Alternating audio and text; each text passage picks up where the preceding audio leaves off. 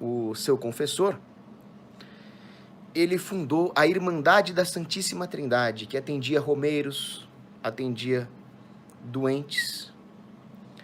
E com todas essas obras de caridade, ele levava milhares de pessoas. Após cuidar delas, após cuidar dos doentes, após dar esmola aos pobres, levava milhares de pessoas à adoração ao Santíssimo Sacramento, o que é muito importante. Mas a Irmandade da Santíssima Trindade se tornou uma obra muito importante. Muitas pessoas chegaram a trabalhar ali e atender centenas de milhares de romeiros, de pobres, de doentes. Durante os anos jubilares, nesse século XVI, o número de romeiros que iam até Roma passava de 300 mil. E São Filippo Neri conseguia trazer príncipes, ricos comerciantes, ricos mercadores, papas, cardeais, generais das Forças Armadas. Todos tiravam um tempo ali na Irmandade da Santíssima Trindade para cuidar dos pobres. Então ele conseguiu fazer com que essas pessoas importantes, ilustres na sociedade, lavassem as feridas dos pés dos pobres, como o nosso Senhor Jesus Cristo lavou os pés dos apóstolos ali, o famoso lava-pés.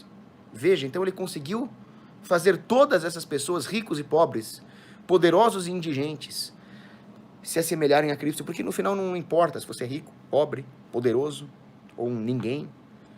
O importante é que você se assemelhe a Deus, no amor, na caridade, porque nós somos todos criados à imagem e semelhança de Deus. É isso que importa. O resto são meios, são apenas meios.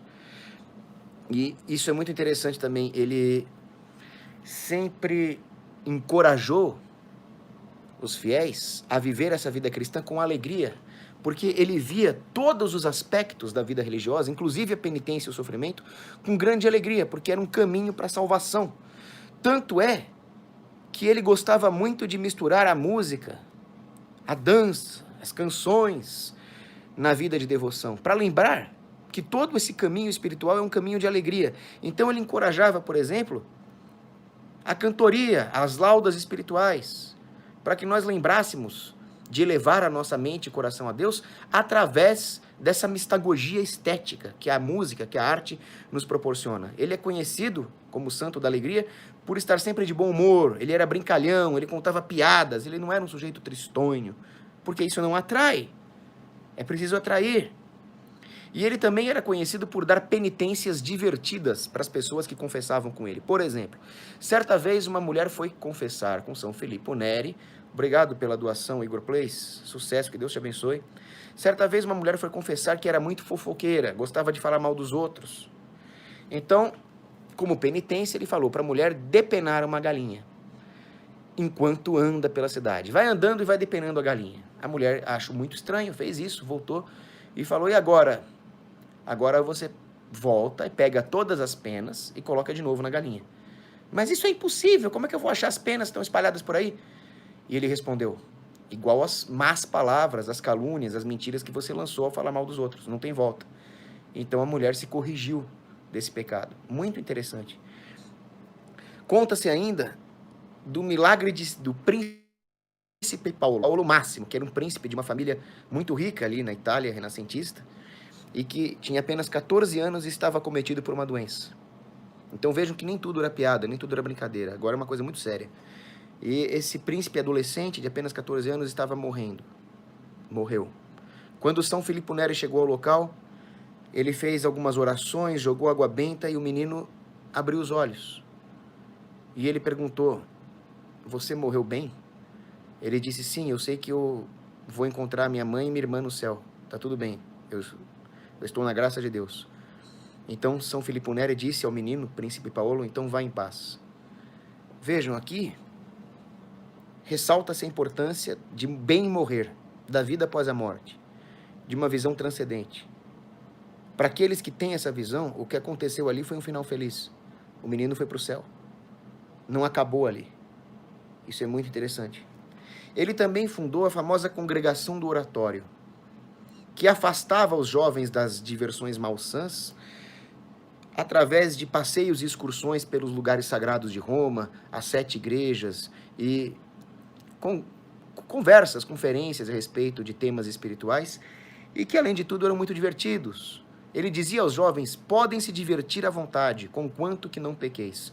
Toda essa diversão saudável, que também servia de instrução espiritual, afastava os jovens do pecado e eram um atrativo para eles. Além disso, ele também dizia aos jovens: a batalha contra o pecado é a única batalha em que vence aquele que foge. Nós não podemos ser covardes, nós não podemos nos render aos injustos, aos ímpios, mas em relação ao pecado, o melhor que você pode fazer é evitar as ocasiões. Fugir do demônio, fugir do pecado. Isso não é covardia, isso é estratégia. É uma estratégia de santidade que ele muito bem ensinou aos jovens. Outra coisa que São Filippo Neri nos ensina é a paciência no sofrimento. Como não podia deixar de ser um homem brilhante, um homem que atraía até a admiração de papas, de príncipes, de reis, sempre terá os seus inimigos. Eu não me lembro quem disse isso, mas o sucesso de um homem se mede pelo número e pela qualidade dos seus inimigos. Então apareceram inimigos para insultar São Filippo Neri, para lançar-lhe calúnias. E ele pacientemente rezou por esses inimigos e ainda disse: como é bom o Senhor meu Deus, que permite que eu seja humilhado, para que eu não caia no pecado de orgulho. Olha a humildade desse homem. Até que o principal inimigo dele se converteu, se retratou publicamente e se tornou um discípulo de São Filippo Neri. Eu falei muito da conversão dos jovens, mas ele também tinha um conselho para os idosos, para os velhos. Obrigado, Solon Antunes, que podem viver uma vida no caminho da santidade e cometer um erro grave no final da vida. Desistam? Se desesperem? Não. Tenham a humildade de se confessar um amigo, de descer do pedestal vetusto daqueles que já têm prata no cabelo, e Deus restaurará o seu estado antigo, ele dizia. Certa vez lhe foi oferecido a honraria de ser um cardeal, mas ele percebeu que essa não era a vontade de Deus para a vida dele, porque ele rezava muito, ele sempre perguntava qual era a vontade de Deus através de oração, jejum e penitência. E sabendo que a honraria de ser um cardeal não era a vontade de Deus, ele recusou e disse: é preciso antepor o céu a todas e quaisquer honras humanas. Eu quero o paraíso, eu quero a vida com Deus. É isso que ele falava. Enquanto aos sofrimentos, ele dizia: é preciso aproveitar a ocasião dos sofrimentos para se santificar, porque aquele que se impacienta com a cruz, acabará achando uma outra mais pesada. Próximo ao final da vida, ele chegava a entrar em estado de êxtase enquanto celebrava a missa, porque ele, na sua santidade, enxergava o que era a missa. Como São João Maria Vianney, padroeiro dos sacerdotes, dizia: se nós soubéssemos o que é a missa, choraríamos de emoção. Mas ele, pelo jeito, sabia. Ele entrava em êxtase. E a França, primogênita